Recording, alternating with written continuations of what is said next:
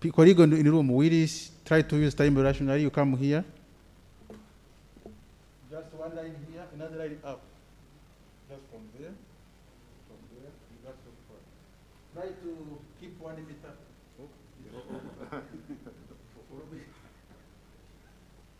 Photographer, let us know what you can do. Others can go up. Maybe if he's got a wide angle lens. Maybe few of the colleagues can go up. Because so that you can have everyone. Maybe that will go up.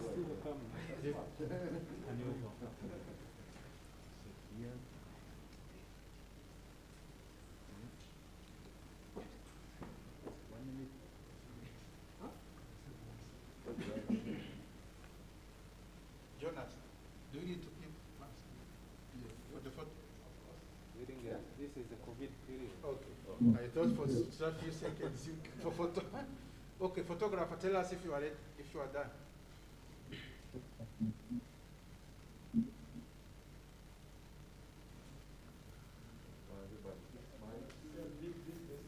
We can't see.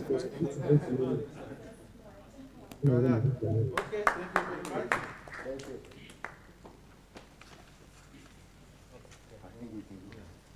This is a new era whereby we need to have the new normal. Colleagues, I hope you are connecting the PowerPoint to the first presentation. Dr. Andrew Mord. We can't see, okay, we can see on the screen, first presentation. I thank all the speakers who gave us welcome remarks. Now it's time to start presentation sessions. A first round, we are going to have 2 presentations. One from Andrew, who is here. Another one from Mr. Isidore, who is in the Congo Kinshasa Democratic Republic of Congo. He will be presenting through Zoom. So the 2 presentations, we will then have a discussion after the 2 of them. Andrew is a board member of EPRN, but also working at UNECA, whereas Mr. Isidore Mihigo is a member to EPRN, but working at University of Bukavu University, but a member to EPRN. Thank you very much. Andrew.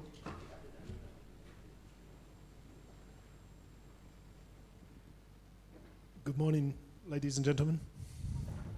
Can you hear me okay? Good morning. Yes. I believe it's okay, no? When you're making a presentation without the mask for a while. I'm afraid it's rather difficult to give a presentation when you have the mask. My glasses also were steaming up. Okay. Well, good morning, ladies and gentlemen. Firstly, just to thank the Economic Policy Research Network for the kind invitation. Congratulations, Seth, to you and the team for organising this.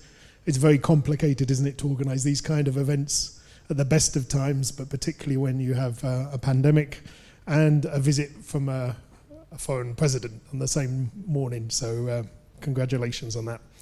I'm going to be providing a general overview of essentially the economic impact of the crisis on Eastern Africa, so we can contextualize some of the challenges specifically for Rwanda.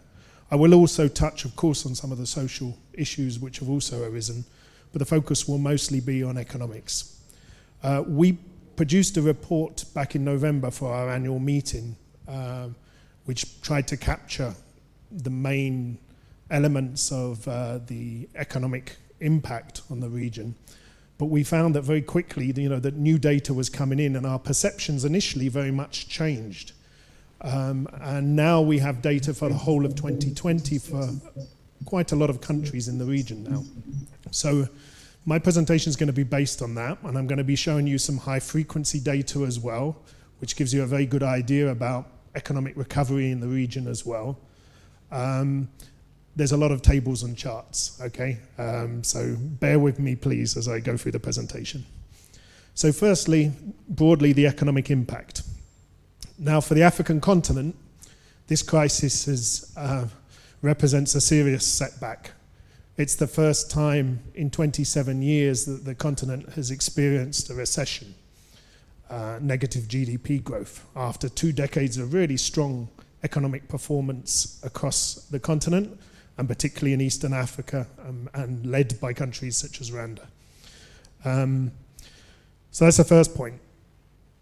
However, it is worth stressing that the results that we have now for Eastern Africa suggest that Eastern Africa has also suffered an economic decline, again its first economic recession in several decades, but slightly less intense than the decline that we see in other countries. I don't know if you could please keep the presentation there, otherwise it will become difficult to follow.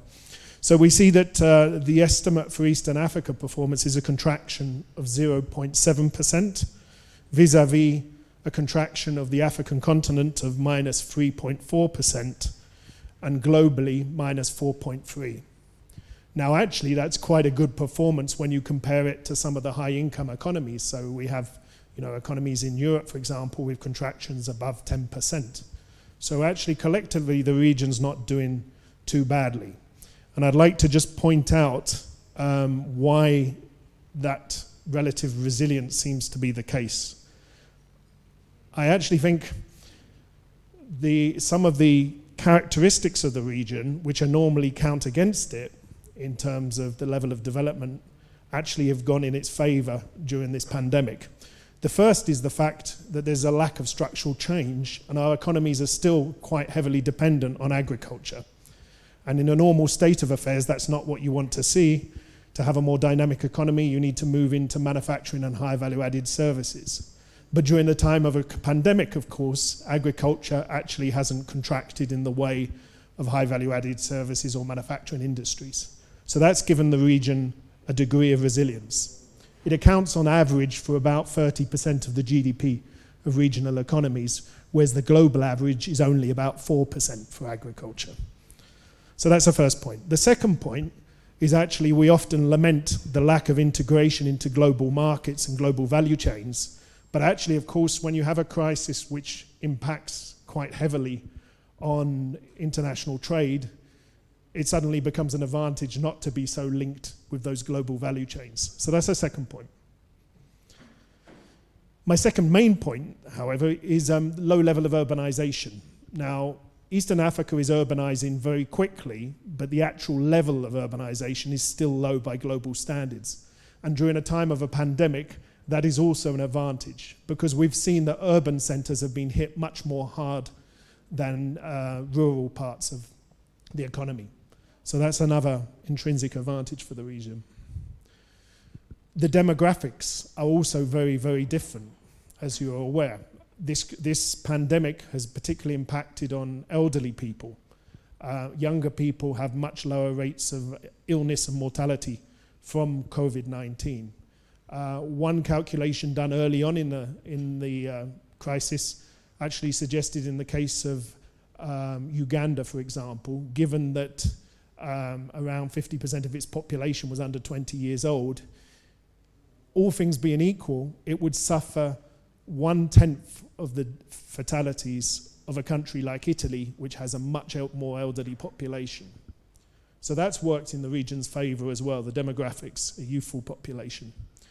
And finally, I think we should stress also different approaches to lockdown. Some countries have been quite strict in terms of how they've carried out lockdown, such as Rwanda. Rwanda took some quite strong measures to control the virus, others not so much. And that does reflect itself in some of the GDP figures we see. Now, we're starting to get a picture of how the year progressed because we're getting quarterly GDP data in now. We have it for, I think, 5 or 6 countries in the sub-region. Countries are getting better at publishing this data quite quickly now. And I think it's important first to look at the largest economy in the sub-region, which is Kenya. You can see that Kenya suffered a quite severe reversal there, going from above 5% to a contraction of more than 5% between the first and second quarter when the crisis hit, and then a smaller contraction in the third quarter. We're still waiting on their fourth quarterly results. When you compare that with Rwanda, you can see that Rwanda's actually growth started to slow down in the first quarter after a very good 2019, and then the contraction was really quite severe in the second quarter, a contraction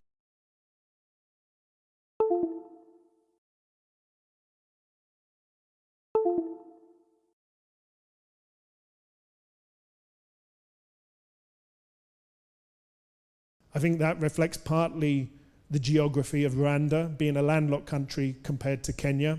Kenya also has a more diversified economy. Its lockdown measures were strict in some dimensions, but not maybe as strict as Rwanda undertook. But the landlocked nature also counts against it during a pandemic, because Rwanda's been more vulnerable to the interruption in transport, for example. Yep. However, Rwanda's not the most severely hit economy in the region. We do have quarterly data now for the whole year, also for Seychelles. For some reason, it's on my screen, but it's not on the screen there yet. It seems there's a bit of a delay. Has the connection broken? Oh, sorry, we can't see that on the screen yet for some reason.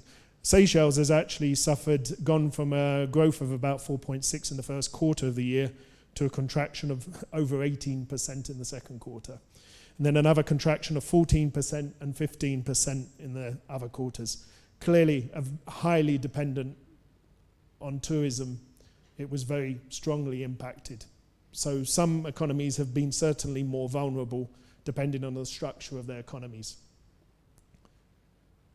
I believe the presentation is actually frozen. I don't know if the technicians could do something about that, please. Because I presume they can't follow it online either.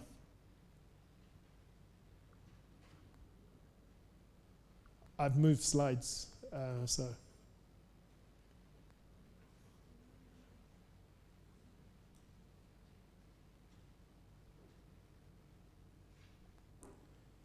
I can take you through the results, but it's not quite the same without the visual support, where you can see the figures for yourself.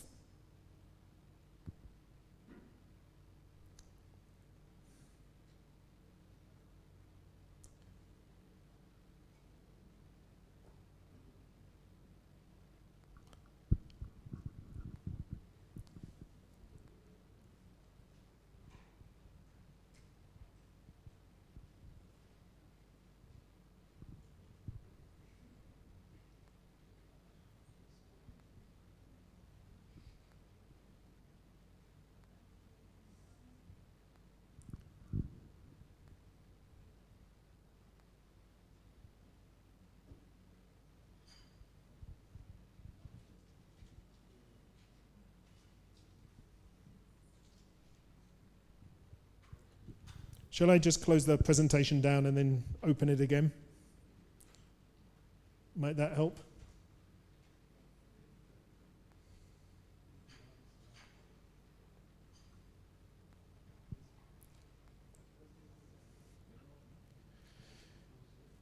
Yeah, it's up on my screen, but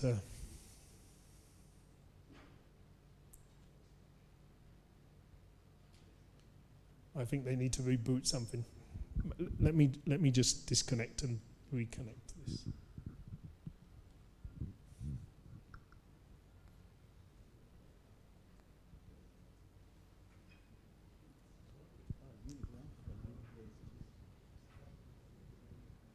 No.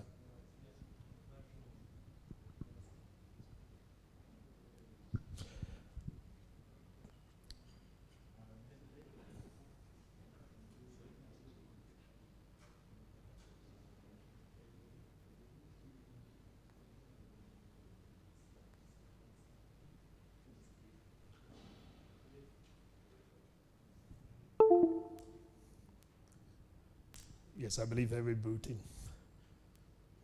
Sorry, but I think it is important that both with the people listening online and for you here, that you actually see the data for yourselves as well. I believe you'll be sharing the presentation, I hope, afterwards. Yeah. Yeah.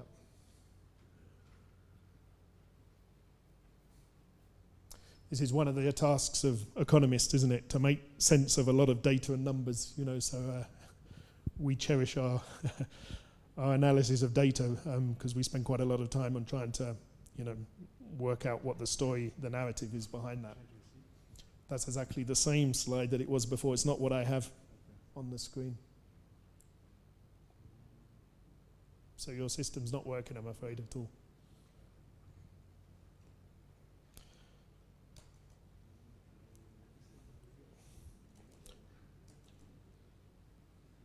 Do you want to try on your computer?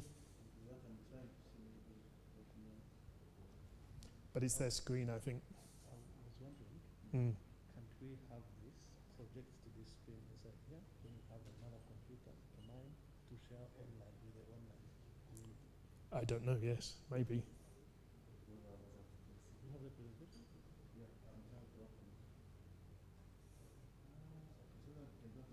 You can forward it to me there. I can present it to the virtual community. Following. Then here, he presents to the screen inside here without connecting to the as long as the voice is connected there. Mm. Yes, for me, I would be making sure that the screen, the slide that is there is also on Zoom. Yes, but if the screen is simply not moving slides, it doesn't matter which machine we use. I'm sure if you remove I just the did. connection to the system there, I just did. here too. I did. You did it. Yeah. I just took it off there. Look. Didn't. And then here it doesn't move. It's fine here. No, it's not a problem of machine. No, it's the problem with the screen. Perhaps we could suggest the online community at least get a coffee.